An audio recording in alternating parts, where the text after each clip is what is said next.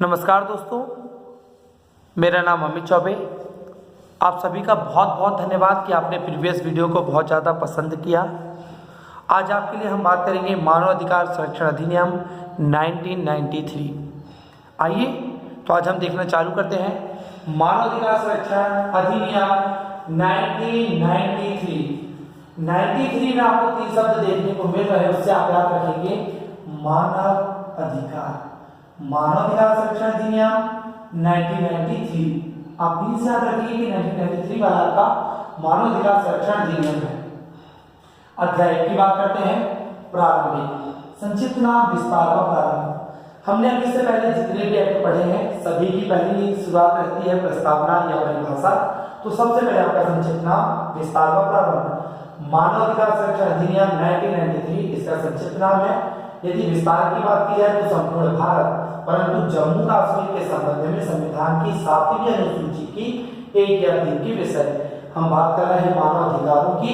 तो मानव अधिकार मतलब जहां पर आपके विषय होंगे नहीं, जहां पर आपके अधिकार क्षेत्र की बात ही नहीं होगी, तो वहां पर जम्मू कश्मीर में लागू होती है आपकी समवर्ती सूची। और समवर्ती सूची में राज्य व केंद्र को मिलकर सारे काम करने पड़ते हैं। तो वहां पर कुछ विषय ऐसे हैं जो हमारे हाथ में नहीं है। तो 7वीं सूची की 1 और 3 में जो भी वर्णित है उसके हिसाब से इसका विस्तार है। यदि प्रारंभ की बात की जाए, इसका प्रारंभ कब से है? 28 सितंबर 1993। मानव अधिकार संरक्षण अधिनियम चालू कब से हुआ है? 28 सितंबर 1993। दूसरे में आती है परिभाषा।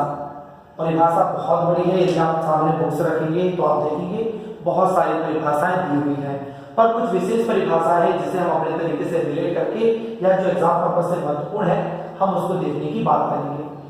मानव अधिकार संरक्षण अधिनियम की जो डेफिनेशन है यूएनओ के द्वारा बताई गई है, वो डिफाइन की गई है डेफिनेशन 4 में, जो कि 16 दिसंबर 1966 का है। तो 4 को आप कैसे याद रखोगे? यूएनओ के सामने आपको ज्यादा 4 चू नहीं करनी है। तो 4 में इसकी डेफिनेशन बताई गई है, यूएनओ की डेफिनेशन बताई गई है, जो कि 16 दिसंबर 1966 को इसको इसने परमिशन दी थी। राष्ट्रीय अल्पसंख्यक आयोग की बात करें तो उसको डिफाइन किया गया है जा में। राष्ट्रीय अल्पसंख्यक आयोग को डिफाइन किया गया है जा में। तो हम याद रखेंगे अल्पसंख्यक मतलब जो छोटे वर्ग के लोग होते वो दूसरों की जी हजूरी बस करते रहते हैं, तो जी हजूरी से हम याद रखेंगे जा को।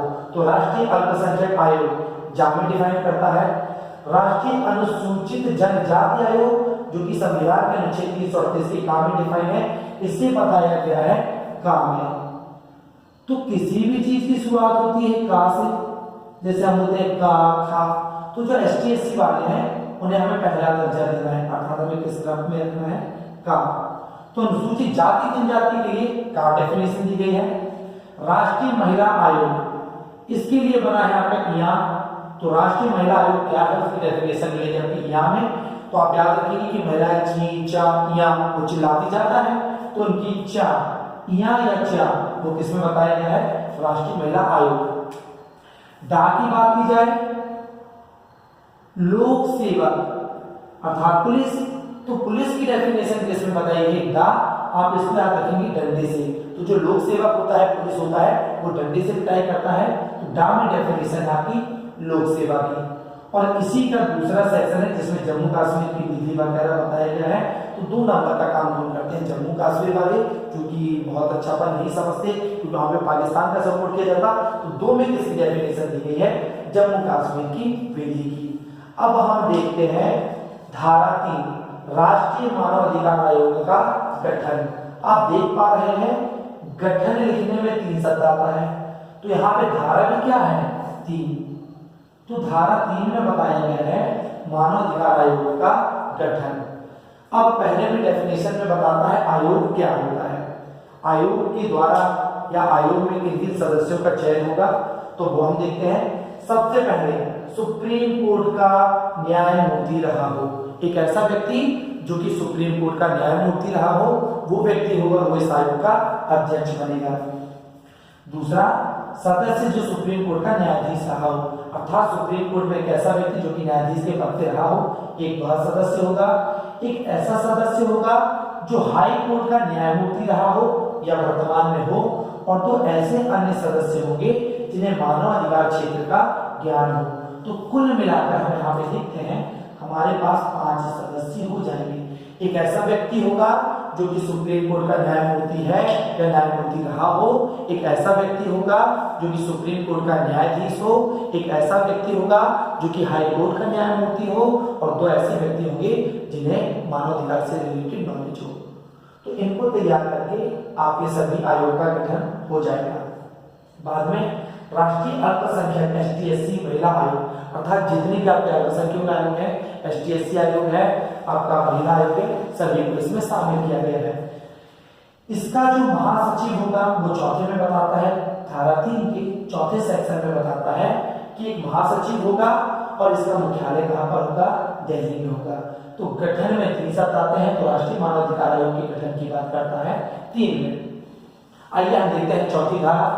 तो धारा 4 में कहता है अध्यक्ष तथा अन्य सदस्यों की नियुक्ति। आप देख पा रहे हैं नियुक्ति लिखने में 4 शब्द आते हैं, तो नियुक्ति की बात करता है धारा 4 में। अब इनकी नियुक्ति किसके द्वारा की जाएगी, तो इसकी नियुक्ति करेगा प्रधानमंत्री, जो कि इस नियुक्ति सदस्यों का जो आपके नियुक्ति करने वाला दल है इसका अध्यक्ष होगा। प्रधानमंत्री के बाजू में हमेशा बैठे रहते हैं आपके गृह मंत्री, तो दूसरा व्यक्ति होगा गृह मंत्री। केंद्र का जो भी गृह मंत्री होगा वह होगा। लोकसभा अध्यक्ष होगा, लोकसभा अध्यक्ष होगा तो लोकसभा का विपक्ष का नेता होगा। राज्यसभा का उपसभापति, राज्यसभा का विपक्ष का नेता। देखते हैं फिर से, प्रधानमंत्री, लोकसभा का अध्यक्ष, लोकसभा का विपक्ष का नेता, गृह मंत्री, फिर आपका राज्यसभा का उपसभापति और राज्यसभा का विपक्ष का नेता। तो ये सारे लोग मिलकर इन जो 3 सदस्य थे, आपके 5 सदस्य थे जो कि धारा 3 में बताया था, इनकी क्या करेंगे, नियुक्ति करेंगे। इसी की दूसरी कहता है पॉइंट कि नियुक्ति अविधिमान्य नहीं मानी जाएगी। इसका मतलब ये कहलाता है कि यदि ये 6 लोग नहीं थे और 2 या 3 के द्वारा भी यदि इन लोगों की नियुक्ति कर दी गई है तो वो गलत नहीं माना जाएगा। तो आप याद रखिए 4 शब्द से बनता है नियुक्ति, तो 4 में बताया गया है नियुक्ति। धारा 5 की हम बात करते हैं। धारा 5, तो आप चाहे त्याग पत्र लिखें या आप लिखेंगे, त्याग पत्र हम लिख देते हैं, या अपन लिखेंगे क्या बोलना चाहिए अपन को, पद से हटाना, पद हटाया। तो यहां पे भी 5 शब्द आएंगे। तो पद से हटाना बोलता है या त्यागपत्र बोलता है, तो वो किस में बताया गया है, धारा 5 में।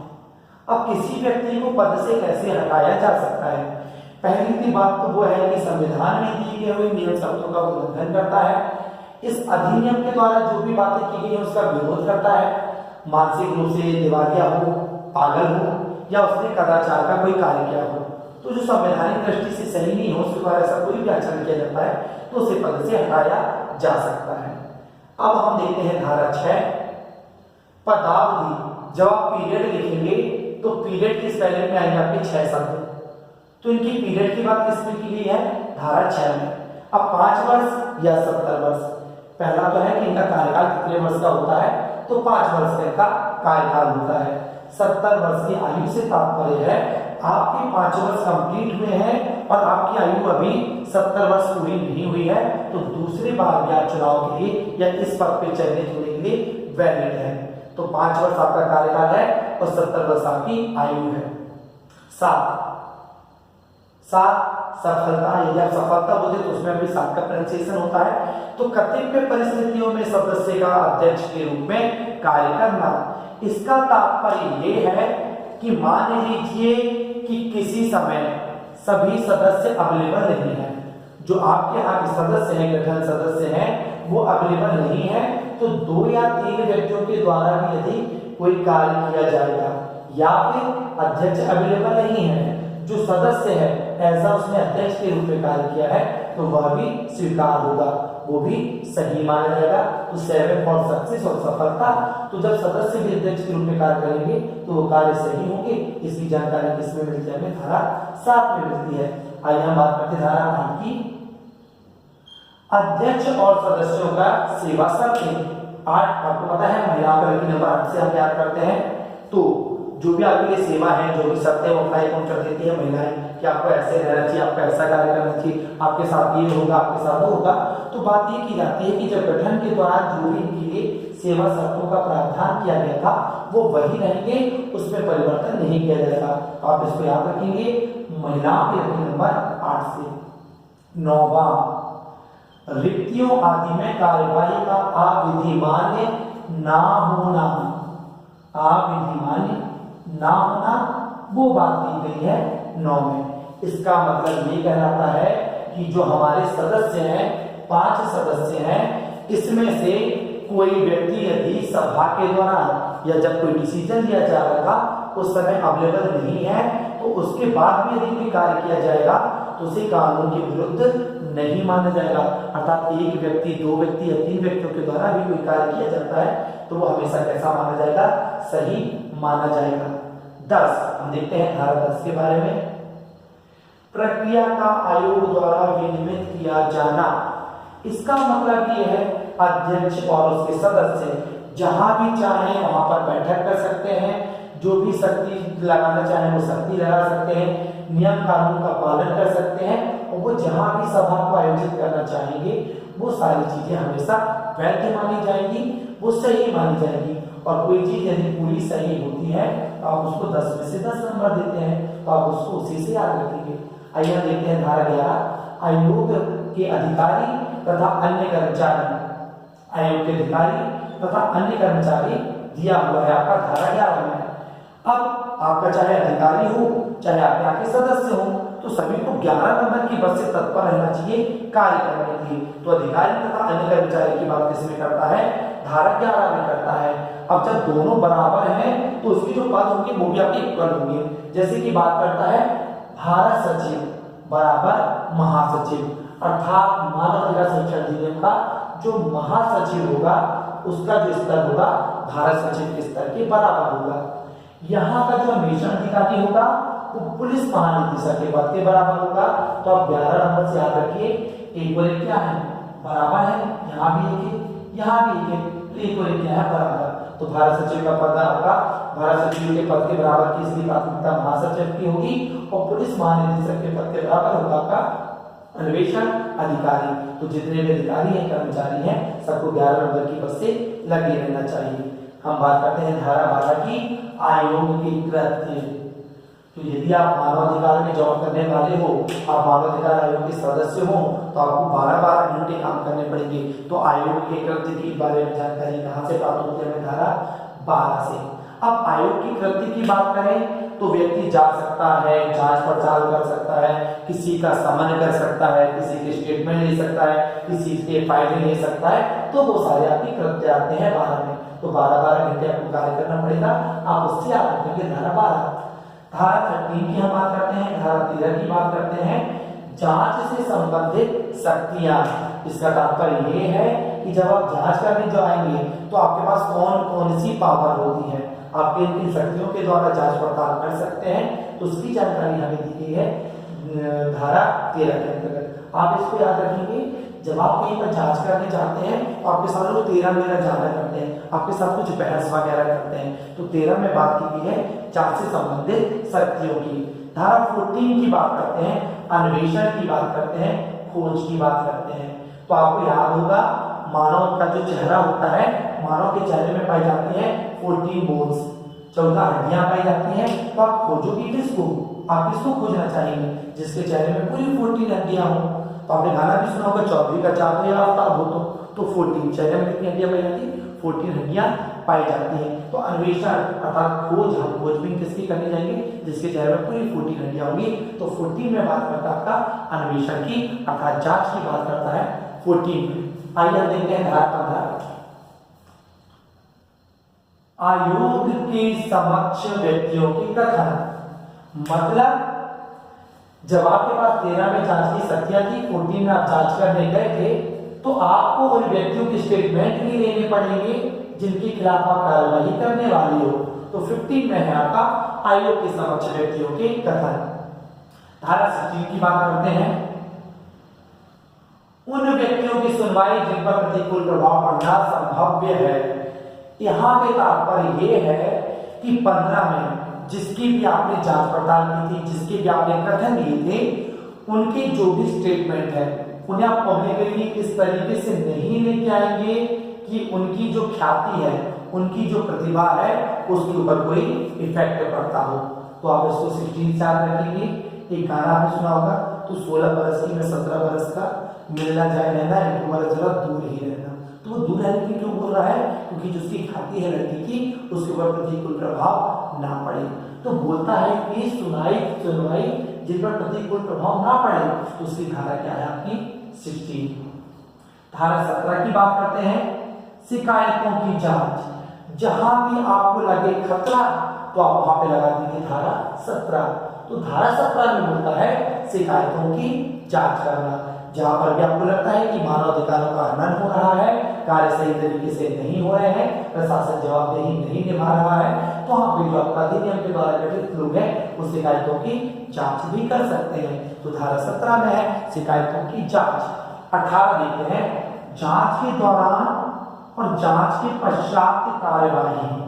अर्थात जब कोई केस है जो कि अदालत के समक्ष गया है या न्यायालय के समक्ष गया है, तो उस जांच के दौरान हो सकता वो व्यक्ति जिसके ऊपर अपराध कायम है और एक ऐसा व्यक्ति जो कि उसके विरुद्ध गवाही देना है, तो हो सकता है कि उसके दौरान उसके ऊपर कोई हमला हो सकता है, उसकी किडनैपिंग हो सकती है, उसके परिवार वालों को परेशान किया जा सकता है। तो उसके बारे में हमें बताता है जांच के दौरान और जांच के पश्चात कार्य